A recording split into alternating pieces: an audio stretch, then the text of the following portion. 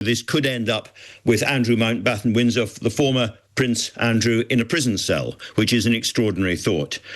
He must be worried about that. He must be worried about what's coming.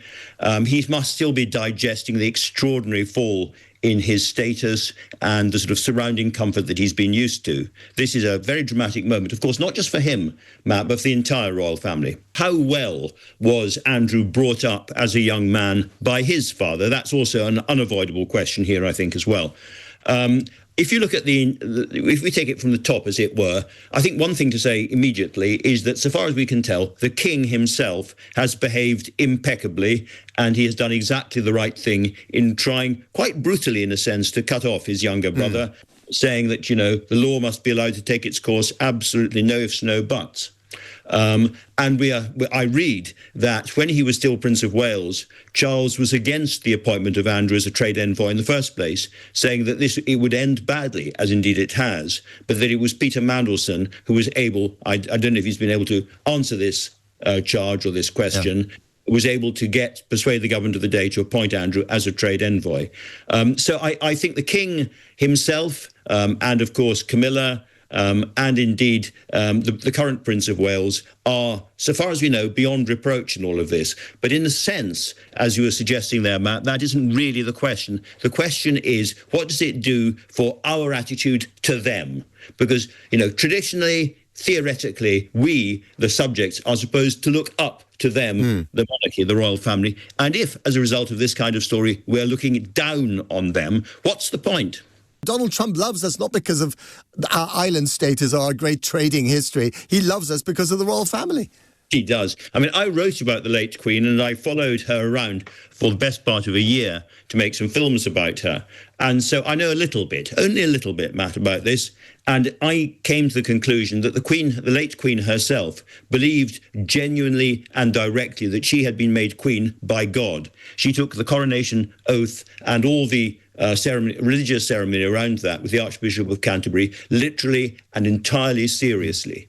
I think if you go out into the street and you ask people, was Charles III made king by God? Very few people would say yes. Most would look at you with puzzlement and bewilderment.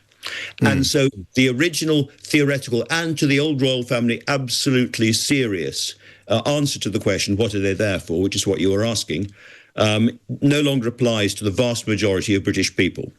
So you're left with, but might it be constitutionally useful? And you're absolutely right. A monarchy can be a kind of prophylactic, a barrier between a people and an overmighty prime minister or president. And you look to the United States at the moment and think about that. Who does Trump have? Who can restrain him? Well, the answer right now is the Supreme Court, it seems.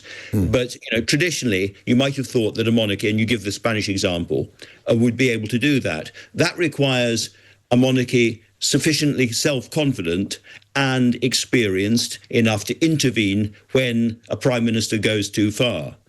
Now, we go back to Boris Johnson, don't we, and the proroguing of Parliament and all of that, and the possible involvement of the Queen at that point. I think it is perfectly possible that out of this emerges a smaller, stripped-down monarchy with a kind of wise old king at the top, able to intervene when it's absolutely necessary. But I think that the result of the Andrew scandal is the loss of a few palaces, the loss of quite a lot of public money, and if Scotland ever went independent, absolutely the loss of the Kingdom of Scotland, because the Scots wouldn't put up with this. So I think it has done real, lasting damage to the monarchy. It won't be an overthrowing, as a Republican revolt of some kind. It'll be a slow decline and the paring back, because they have lost a huge amount of public sympathy and support. I think we are a besieged democracy, and a democracy that is outdated in key respects. In other words, our assumption that the absolute supremacy of Parliament was something we should rely on no longer holds when you have got at least 5 political parties contending for power. It doesn't hold in the old way. The monarchy certainly doesn't hold in the old way. And therefore, we are going to go through some period, I think, of constitutional change again. We've just been watching the new Channel 4 series, very good, about Tony Blair. And one's reminded of the wash of constitutional changes he brought in. Now, a lot of people, particularly on the right of politics, would say what a terrible mess he made of it. But, he gave Scottish and Welsh devolution, Human Rights Act, also independence of the Bank of England. Governments, if they've got confidence, can actually come in and change the system where it isn't working. But I see no likelihood of this current government, because it is also lacking so much in confidence, doing that. So I am, like you, a little bit bleak. I think we will muddle through. I think what will happen, one of the things I think the King, for instance, who's been around a bit, has been observed many different ups and downs, scandals, including in his own life, understands, is that the caravan always moves on. The media always eventually gets bored. And if you hunker down and you avoid the advice of those courtiers who will be saying to him, now, go on to the Laura Kuenssberg show, go on to Andrew Marr, why don't you, on LBC, and tell them how you really think. He spent a life avoiding saying really what he thinks too much in public. I think they will hunker down, keep quiet, and hope this blows over a bit. Because that's all they can do, and try to avoid making things worse. I think for the King to come out and, give a big sort of hand-on-heart interview about his brother would just give the story rocket boosters and keep it going for many more months. So that's extraordinary is it? That's the muddling through. I have to say, sorry, I do think that this briefing that Keir Starmer is going to remove Andrew from the line of succession is pure distracting piffle. There is no way that Andrew would ever be king of this country. It's a pure distraction job. And at a time when we may be on the verge of a major war between the United States and Iran, at a time when the whole tariffs issue is back at the front line, when there are big elections coming in this country, I think it is a pathetic distraction. We use this word populism, Matt, and we then argue about what populism actually means. But one, plausible definition is a general sense that there is a kind of elite, international elite, very, very rich, not on our side, screwing everything up, and the rest of us are paying the price, and we're angry because of that. And in a sense, if that's what you think populism is, then the Epstein story is the absolutely perfect populist story.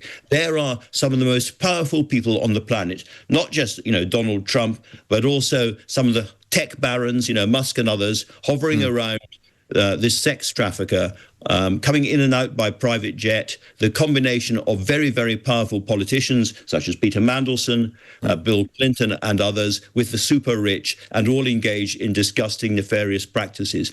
If you are a kind of conspiracy theorist, this has absolutely everything in it.